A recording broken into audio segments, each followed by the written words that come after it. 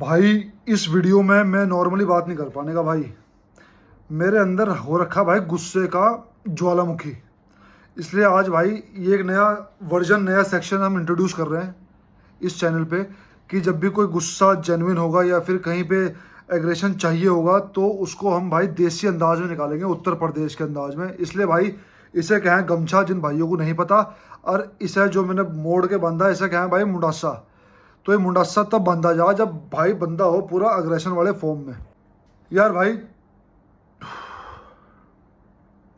Camp नू की जनता को शर्म नहीं आती क्या? मैंने कल भी एक बात कही थी एक फुटबॉलिंग ग्रुप में कि कैंप नू को उठा के उत्तर प्रदेश में शिफ्ट कर दो। यहाँ हम लपोटा और डेको को घुसने नहीं देंगे। इन्हें बर्डन ना देने के हम, इन्हें बर्डन ना देने के हम।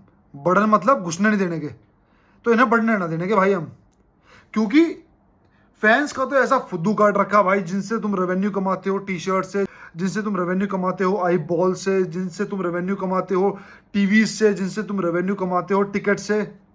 कोई वैल्यू नहीं है उनकी, कोई वैल्यू नहीं है उनकी। ये मैं इसलिए नहीं कह रहा कि हम साइनिंग नहीं कर पाए, ये मैं इसलिए कह रहा हूं क्योंकि लास्ट के तीन सालों से, 4 भी नहीं 3 सालों से, जब से मेम्फिस डिपाई आया था, फिर अगला सीजन और ये जो लास्ट सीजन गया है, 3 साल से फाइनेंशियल हालत वहीं की वहीं है। मुझे तो समझ नहीं आता कौन से फाइनेंसिस हैं, कौन से सीए हैं भाई।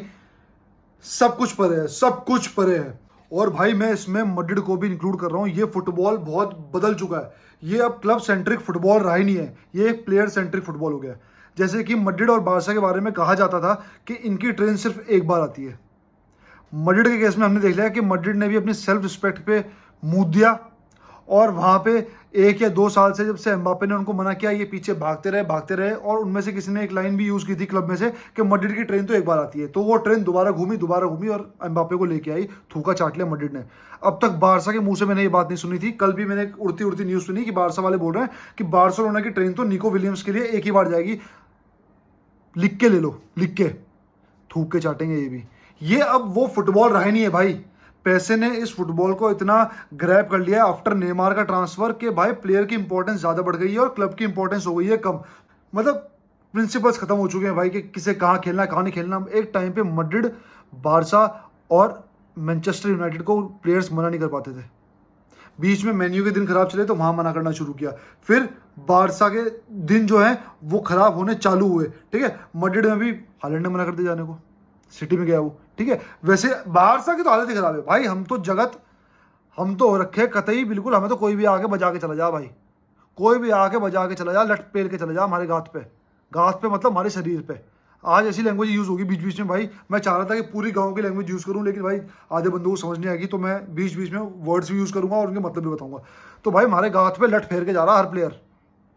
पहले गया आर्डा गुलेर, डेको को तब किसी ने कुछ नहीं कहा जबकि मैं कहता था, ठीक है। उसके बाद गया आपका रोके आया, उसको आपने हगवा दिया भाई, वो फेल। फिर एक आई थिंक एक प्लेयर था, इसका नाम मैं भूल रहा हूँ, जो टॉटनहम में गया। पहले वो बारसा में आने जा रहा था, लेकिन वो उसने बारसा को रिजेक्ट किया, वो टॉटनहम में गया। और फिर एक प्लेयर जो आई थिंक जिसको न्यू मेसी बोलते हैं, अर्जेंटीना का प्लेयर, वो सिटी में चला गया बारसा को रिजेक्ट करके। कितने जूते खाओगे यार? शर्म बची नहीं बची? शर्म बची है नहीं बची? बारसा पुल, कौन सा बारसा पुल यार? हमें ये एक्सेप्ट करना पड़ेगा, बारसा पुल खत्म हो चुका है। बारसा की ट्रांसफर मार्केट में कोई इज्जत नहीं है। कल के लौंडे आके रिजेक्ट करके जा रहे हैं, कल के लौंडे आके हमें लटकाते हैं कि हाँ मैं आऊंगा। लटका रहे हैं, रिजेक्ट नहीं कर रहे, हमें लटका रहे हैं भाई कि मैं बताऊंगा मुझे आना नहीं आना, ठीक है। 2 हफ्ते हो गए, 3 हफ्ते हो गए, ग्रीन लाइट दूंगा, आऊंगा, बता दूंगा। अब तक ना बताया भाई। पूरा एक तरह से अगस्त जा लिया, नहीं पूरा एक तरह से जुलाई जा लिया, अब तक ना बताया भाई इन्होंने भाई घोल मट्ठा कर रखा, सारा का सारा घोल मट्ठा कर रखा। घोल मट्ठा मतलब कुछ भी हो रहा, कहीं भी कुछ भी उठा के मिला दिया, कभी कुछ भी उठा के मिला दिया, सब बेकार कर दिया भाई मामला इन्होंने।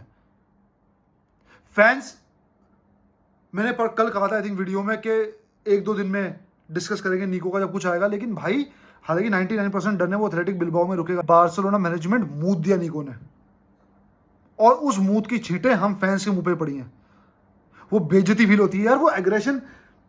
अब तो गुस्सा भी ठंडा हो गया, मेरी आत्मा थक गई इनका गंद देख के। गंद कैसे?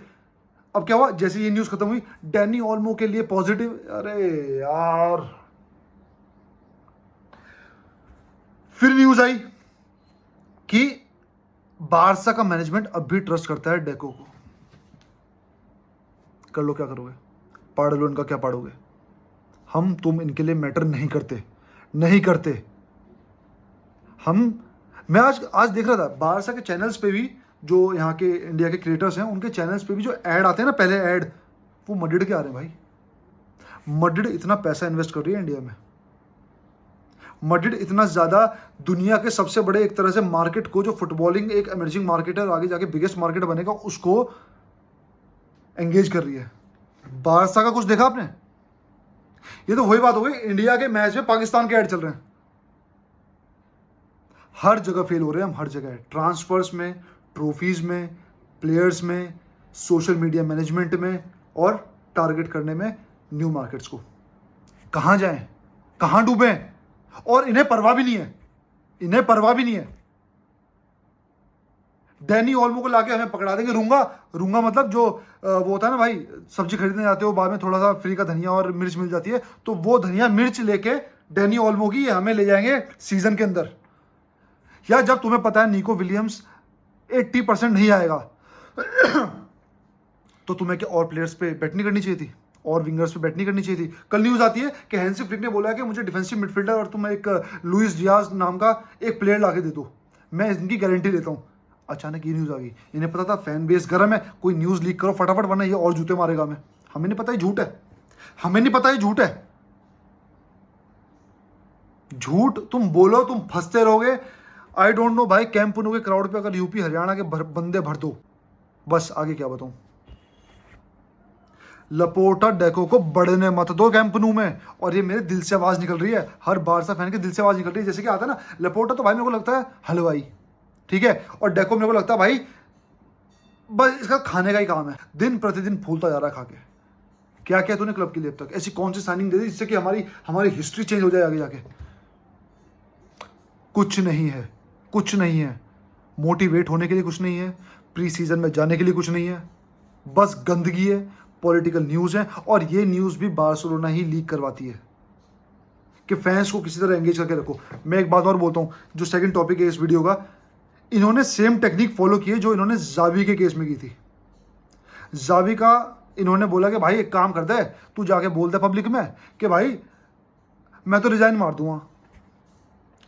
दूंगा बोल देंगे तो क्या कर लेंगे फैंस? वो बोलेंगे भाई अब क्या कर सकते हैं, इसने रिजाइन के लिए बोल दिया तो चुप बैठेंगे। 6 महीने लो चुप बैठे। मैंने 4 महीने पहले ही बोल दिया था इसके रिन्यूअल से कि जावी को ये रिन्यू करेंगे।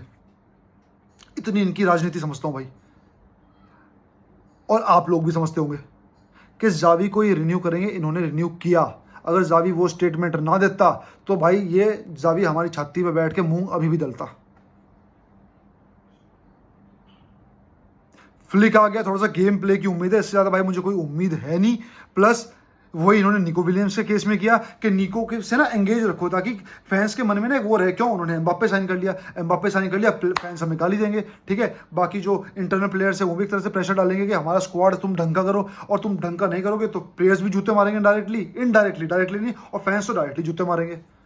तो इन्हें निको विलियम्स की लॉलीपॉप पकड़ा दो, ग्रीन लाइट पे फंसा दो, ठीक है, जर्सी नंबर में फंसा दो कि हाँ भाई जर्सी नंबर 11 देंगे, ये देंगे, वो देंगे, और घूम फिर के इन्होंने एंड में आके निको विलियम्स को कर दिया मना। इन्होंने ट्रांसफर मार्केट कर दिया एंगेज। कल से सीजन हो जाएगा चालू मैनचेस्टर सिटी के साथ मैच के साथ, और ये बंदे सब भूल जाएंगे, गेम में सब लग जाएंगे, और हम अपने शांति से बैठेंगे। और अगर यूएस में जा रहे हैं प्लेयर्स तो डेको को दिखाने के लिए यहाँ पे रख देंगे। बोलते ना हाथी के दांत खाने के और दिखाने के और, तो डेको को यहाँ बिठा देंगे और बोल देंगे देखो जी हम तो इतने सीरियस हैं, डेको यहाँ पे काम करने बैठा हुआ है, हम फिर भी साइन नहीं कर पाए तो हमारी गलती बताओ। मैं ना भाई एक कहानी बता रहा, आधे से ज़्यादा लोगों को ये कहानी पता होगी। कहानी आया भाई, एक बार ना जंगल का राजा बन गया गधा। शेर की जगह उन्होंने करवाया चुनाव और गधे को बना दिया जंगल का राजा।